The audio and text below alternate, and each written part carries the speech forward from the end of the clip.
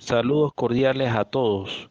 Les presentaré el trabajo y el trabajador de salud, una visión post-pandemia. Quien les habla, Joan Fernando Chipía Lobo, que junto a Sergio Bravo Cucci realizamos esta exposición.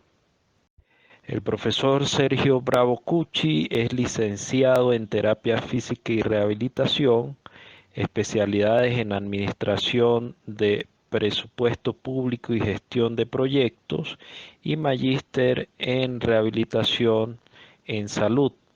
Profesor e investigador de la Universidad Nacional Federico Villarreal y la Universidad Continental del Perú. Quien les habla es licenciado en Educación Mención Matemática, profesor de Bioestadística del Departamento de Medicina Preventiva y Social de la Universidad de los Andes, coordinador del Grupo de Investigación en Bioestadística Educativa y magíster en Educación, Mención Informática y Diseño Instruccional, además de una maestría en Salud Pública, actualmente doctorando en Ciencias Organizacionales y editor jefe de la revista JICOS. La ponencia que le traigo el día de hoy se divide fundamentalmente en tres grandes aspectos. La contextualización de la temática, se empieza a relacionar la COVID-19 y el trabajo para continuar con el trabajo y el trabajador desde la pospandemia. Para contextualizar la presente ponencia, podemos decir que la pandemia por COVID-19 ha generado que miles de millones de personas se encuentren en condiciones de distanciamiento social, aislamiento o cuarentena a nivel mundial. El acatamiento de estas medidas trae consigo múltiples problemas de salud, científicos, sociales, económicos, institucionales, políticos, entre otros, lo que genera y generará cambios y transformaciones durante la COVID y post pandemia. Cuando tratamos de relacionar COVID-19 y trabajo, podemos pensar que estas relaciones de trabajo están en plena transformación. Es difícil de asegurar algo, tal vez plantear algunos escenarios. Lo que sí sabemos es que miles de millones de personas que han perdido sus puestos de trabajo han tenido que estructurar nuevas dinámicas de trabajo. Las organizaciones también lo han tenido que hacer. Entonces la virtualidad juega un papel fundamental y el sujeto debe demostrar su capacidad de adaptabilidad. Además, debe contar con nuevas visiones que lo ayuden a enfrentar los nuevos desafíos y retos que tienen las organizaciones. Es importante señalar que la COVID-19 es una nueva enfermedad y está relacionada con todos los aspectos de nuestra cotidianidad. Y en cuanto al trabajo, la Organización Internacional del Trabajo recomienda instaurar un clima de confianza mediante el diálogo social y el tripartismo para aplicar de manera efectiva las medidas destinadas a enfrentar el brote de COVID-19 y sus repercusiones. Con respecto a qué debemos hacer en ese diálogo social, es necesario ver la resiliencia como un mecanismo que permitirá llevar a cabo la solución a las diferentes dificultades que nos ha traído la COVID-19. Es importante señalar la importancia de este diálogo social en respuesta a las situaciones de crisis y la función esencial que incumbe a las organizaciones de empleadores y de trabajadores en la respuesta a las crisis. Las normas internacionales del trabajo ofrecen una orientación exhaustiva pertinente para abordar el impacto de la pandemia.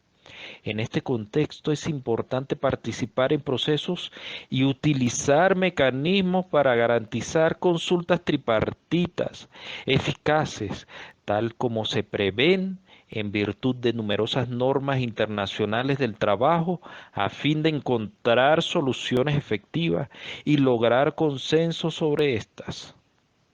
La Organización Internacional del Trabajo recomienda el papel clave de la consulta y el fomento de la participación activa de las organizaciones de empleadores y de trabajadores en la planificación, la puesta en práctica y el seguimiento de las medidas de recuperación y resiliencia.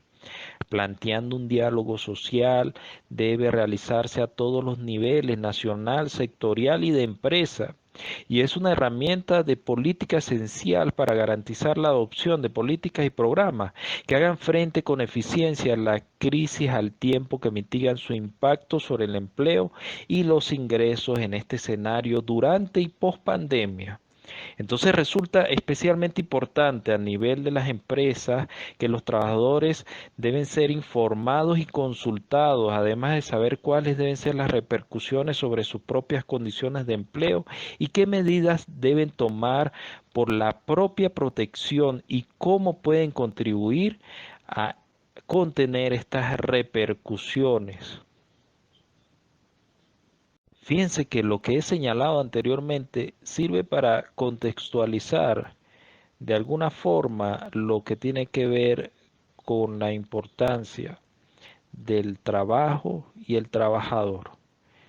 Sin embargo, cuando definimos el trabajo y el trabajador, existe una definición tradicional que lo concibe como una parte del proceso productivo de bienes y servicios que le permite obtener medios de sustento. Por lo tanto, en la actualidad se debe desarrollar un conjunto de competencias enmarcado en un contexto en donde uno de los principales activos es el conocimiento. Entonces, el trabajo está intrínseco en la humanidad. Es un valor fundamental para la construcción de escenarios que permitan un desarrollo sostenible de la sociedad. Además de ello, el trabajador debe ser un sujeto transformador de la organización.